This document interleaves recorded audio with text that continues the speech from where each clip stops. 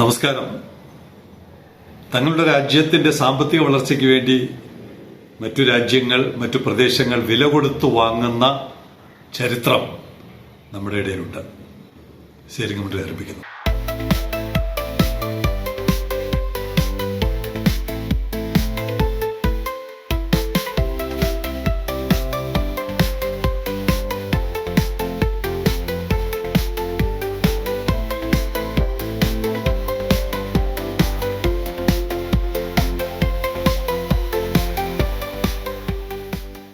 Presentation എടുക്കുമ്പോൾ Hubert ഷുൾട്ടെ, എങ്ങനെയാണ് pronunciation എന്നൊന്നും വലിയ പിടുത്തമില്ല, എല്ലാം ചെക്ക് ചെയ്യാനൊന്നും നേരമില്ല.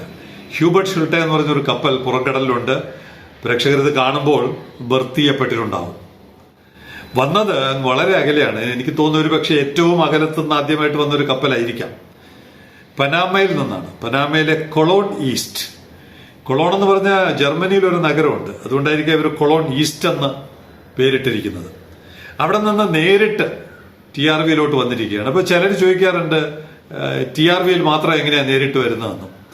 അതിന് വിശദീകരണമൊന്നുമില്ല. വലിയ കപ്പലുകൾ ഇത്ര ദൂരമാണെങ്കിൽ ഓടി വരുന്നതിന്റെ തെളിവാണ് ഹ്യൂബർട്ട് ഷുൾട്ടെ. ഷുൾട്ടെ ആണ്, എന്തായാലും ഞാൻ അങ്ങനെയാണ് ഉച്ചരിക്കാൻ ആഗ്രഹിക്കുന്നത്. ഇത് പറയാൻ കാരണം, പനാമയിൽ നിന്നൊരു കപ്പൽ നമ്മുടെ പുറംകടലിൽ കിടക്കുമ്പോൾ, വിഴിഞ്ഞം പുറംകടലിൽ കിടക്കുമ്പോൾ, ഒരു വിഴിഞ്ഞത്തുകാരൻ പനാമ കുറുകെ സഞ്ചരിക്കുകയാണ്. ഇതാണ് ഇതിന്റെ ഒരു താരതമ്യം. ബൈജു ആണ്. ബൈജുവിനെ ഞാൻ പലപ്പോഴും കോട്ട് ചെയ്തിട്ടുണ്ട്, അവതരിപ്പിച്ചിട്ടുണ്ട് എന്നാണ് എൻ്റെ ഒരു ഓർമ്മ. നമ്മുടെ അദ്ദേഹത്തിന്റെ വീട്ടിൽ നിന്നാൽ തുറമുഖത്ത് കപ്പലെടുക്കുന്നതും പോകുന്നതും ഒക്കെ കാണാവുന്ന അകലത്തിൽ താമസിക്കുന്ന ഒരു സെയിലറാണ്, ഓഫീസറാണ്. എനിക്ക് രാവിലെ തന്നെ, മിക്കവാറും അദ്ദേഹം ടാങ്കറുകളിലാണ് ജോലി ചെയ്യുന്നത്. സെയിന്റ് ക്രോയിക്സ് എന്ന് പറയുന്ന ഒരു ഐലൻഡിൽ നിന്നും, വെർജിൻ ഐലൻഡ്സ് എന്ന് പറയുന്ന ആ രാജ്യത്തെ ഒരു പോർട്ടിൽ നിന്നും, സെയിന്റ് ക്രോയിക്സ് ആണ് പോർട്ടിന്റെ പേര്, അവിടെ നിന്ന് ഫ്യൂവൽ ഓയിൽ എടുത്തുകൊണ്ട് നിക്കരാഗ്വേ, കോസ്റ്ററിക്ക എന്ന് പറയുന്ന രണ്ട് രാജ്യങ്ങളിലോട്ട്, മിക്കവാറും പുള്ളി ലാറ്റിൻ അമേരിക്കയിലാണ് പുള്ളിയുടെ സെയിലിംഗ് ഏറ്റവും കൂടുതൽ നടക്കുന്നത്. പലപ്പോഴും അതുകൊണ്ട് തന്നെ ലാറ്റിൻ അമേരിക്കന്റെ കഥകൾ നമ്മൾ പലപ്പോഴും ബൈജു പറയുന്നത് അവതരിപ്പിച്ചിട്ടുമുണ്ട്.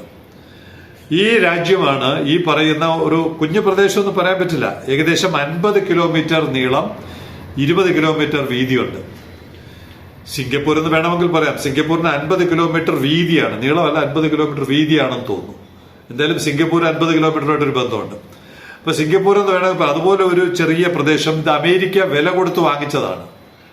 അവിടെയാണ്. എന്തിനാണ്? അവരുടെ സാമ്പത്തിക വളർച്ചയ്ക്കും വ്യാപാരത്തിനുമൊക്കെ ആയിട്ടാണ്.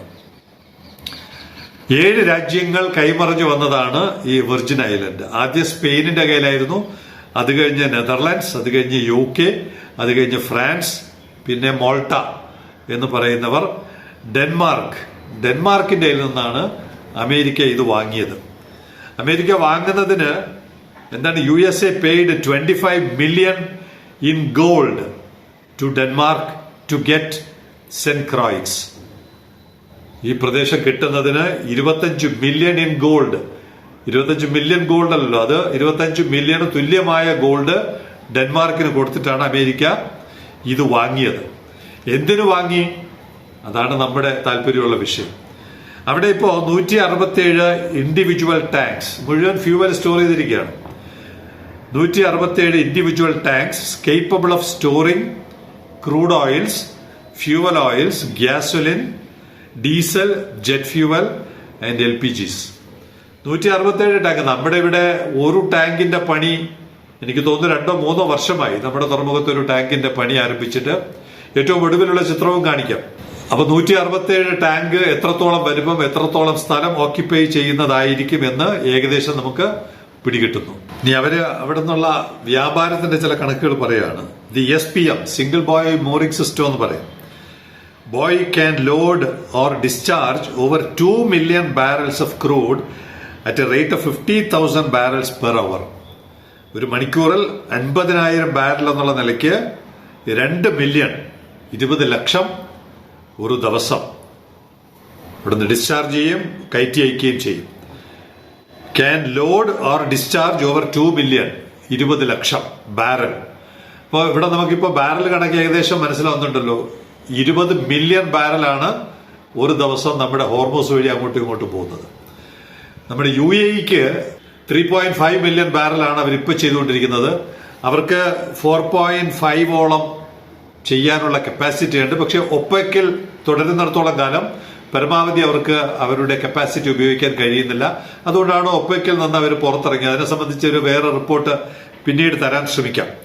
അപ്പോൾ ഈ ബാരൽ ക്രൂഡ് ഓയിലിന്റെ ഒക്കെ കണക്കിപ്പോൾ ഈ ദിവസങ്ങളിൽ നമുക്ക് ഫെമിലിയർ ആണ്. 20 മില്യൺ ഒരു ദിവസം ഹോർമോസ് കടന്നു വരുന്നത് പോലെ ഇവിടെ 2 മില്യൺ ബാരൽസ് ആണ് ഒരു ദിവസം ഇവർ ഡിസ്ചാർജ് ചെയ്യുകയോ കയറ്റിവിടുകയോ ചെയ്യുന്നത്. ഒരു മണിക്കൂറിൽ 50,000 ബാരൽ എന്നുള്ള കണക്ക്.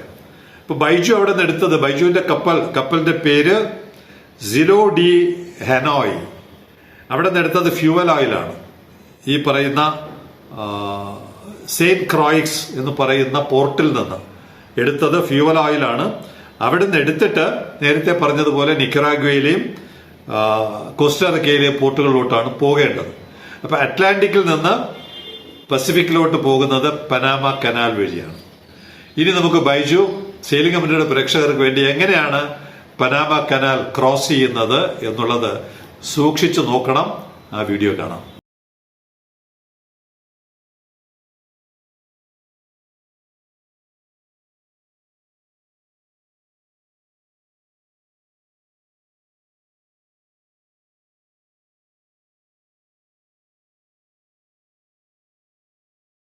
കപ്പൽ ഉയരുന്നത് കാണുന്നുണ്ടല്ലോ. ഒരു ലോക്കിൽ കപ്പലിനെ അറ്റ്ലാന്റിക്കിൽ നിന്ന് ആദ്യത്തെ ലോക്കിലോട്ട് പ്രവേശിക്കും. ലോക്കിലോട്ട് പ്രവേശിച്ചിട്ട് വെള്ളം ഗട്ടൂൺ ലേക്കാണ്. ഗട്ടൂൺ ലേക്കിൽ നിന്ന് വെള്ളം പമ്പ് ചെയ്ത് അകത്തോട്ട് കയറ്റുമ്പോൾ കപ്പൽ പൊങ്ങും. അടുത്ത ലെവലെത്തും. അടുത്ത ലെവലിലോട്ട് ഓടിച്ചു കയറ്റും. എന്നിട്ട് അടുത്ത ലെവലിലും വെള്ളം പമ്പ് ചെയ്യും, കപ്പലിനെ ഉയർത്തും. എന്നിട്ട് അടുത്ത ലെവലിലോട്ട് കപ്പലിന് പോകും. അങ്ങനെ 26 മീറ്റർ ആണ് അറ്റ്ലാന്റിക്കിൽ നിന്ന് ഈ കപ്പലിനെ, ബൈജുവിന്റെ കപ്പലിനെ ഉയർത്തി. ഇതുപോലെ 3 ലോക്കുകളുണ്ട്. ഇതിപ്പോ ഗട്ടൂൺ ലേക്ക്, ലോക്കും ഉണ്ട് ലേക്കും ഉണ്ട്. ഇത് ഗട്ടൂൺ ലേക്കിലാണ് ഈ പ്രവർത്തനം നടന്നത്. ഇതുപോലെ പെട്രോ മിഗേൽ ലോക്ക് രണ്ടാമത്തത്, പിന്നെ മിറാഫ്ലോറസ് ലേക്ക്. ലോക്കാണോ ലേക്ക്? അപ്പൊ എന്തായാലും 3 ലേക്കുണ്ട്. ലേക്കിലെ വെള്ളം വെച്ചിട്ടാണ് ഇത് നിറയ്ക്കുന്നത്. അപ്പൊ മഴ പെയ്യാതിരുന്ന സമയത്താണ് അവർക്ക് കുറച്ചു നാൾ പനാമ അവരുടെ ട്രാഫിക് വല്ലാതെ കുറച്ചു. അപ്പൊ എന്തായാലും ഈ പറയുന്ന ഫ്യൂവൽ ഓയിൽ പസഫിക്കിലോട്ട് കടന്ന് പസഫിക്കിൽ നിന്ന് കൊറിന്റോ, നിക്കറാഗ്വേ, കൽദേറ, കോസ്റ്റാറിക്ക. ഈ കൽദേറ പോർട്ടിനെ കുറിച്ച് നേരത്തെ ബൈജു നമുക്ക് വിവരം നൽകിയിട്ടുണ്ട്. അപ്പോ ഈ പനാമ കനാൽ എന്ന് പറയുന്ന ഒരു എഞ്ചിനീയറിംഗ് മാർവൽ, എഞ്ചിനീയറിംഗ് അത്ഭുതമാണ്. 1 ലക്ഷമോ 2 ലക്ഷമോ ടൺ കേവ് ഭാരമുള്ള കപ്പലായിരിക്കും. അതിനെ 26 മീറ്റർ ഉയരത്തിലോട്ട് കൊണ്ടുപോകുന്ന ഒരു ടെക്നോളജി ഏകദേശം 100 വർഷങ്ങൾക്ക് മുമ്പ് അവര് യാഥാർത്ഥ്യമാക്കിയതാണ്. 100 വർഷമായോ എന്ന് എനിക്ക് കൃത്യം ഓർമ്മയില്ല. എന്തായാലും കറക്റ്റ് വർഷം വേണമെങ്കിൽ എഴുതി കാണിക്കാം. അങ്ങനെ ഒരു ടെക്നോളജി വെച്ചുകൊണ്ട് അവർ പ്രവർത്തനം നടത്തുന്നു. അമേരിക്ക ഒരു ചെറിയ കുഞ്ഞു രാജ്യം വിലയ്ക്ക് വാങ്ങി അവിടെ പെട്രോൾ സ്റ്റോർ ചെയ്ത്, മിക്കവാറും ഗൾഫിൽ നിന്ന് കൊണ്ടുപോവാം, അല്ലെങ്കിൽ അമേരിക്കയുടെ സ്വന്തം സാധനങ്ങളും ആവാം, സ്റ്റോർ ചെയ്ത് വ്യാപാരം നടത്തി ലാഭമുണ്ടാക്കി വരുമാനമുണ്ടാക്കി അവരുടെ രാജ്യത്തെ പൗരന്മാർക്ക് മെച്ചപ്പെട്ട ജീവിത നിലവാരം നൽകുമ്പോൾ നമുക്കിവിടെ TRVക്ക് അല്പം അകലെ മിനിക്കോയ് എന്ന് പറയുന്ന ഒരു ഐലൻഡ് ഉണ്ട്. അവിടെയും 4.8 സ്ക്വയർ കിലോമീറ്ററാണ്. ഇത്തരം പല പദ്ധതികൾ നടപ്പിലാക്കിയാൽ 200 കപ്പലുകളാണ് ഓരോ ദിവസവും കടന്നു പോകുന്നത്. ഇതുപോലുള്ള ഫ്യൂവൽ നൽകിയാൽ, നാളെ മെത്തനോളും അമോണിയയും ഇതുപോലുള്ള പുതിയ ഫ്യൂവൽ നൽകിയാൽ വലിയ വരുമാനം നമുക്ക് നേടിയെടുക്കാൻ പറ്റുന്ന ഒന്നാം തരം അവസരമുണ്ട് എന്നുകൂടി പറയാനാണ് ബൈജുവിന്റെ ഈ കഥ അവതരിപ്പിച്ചത്.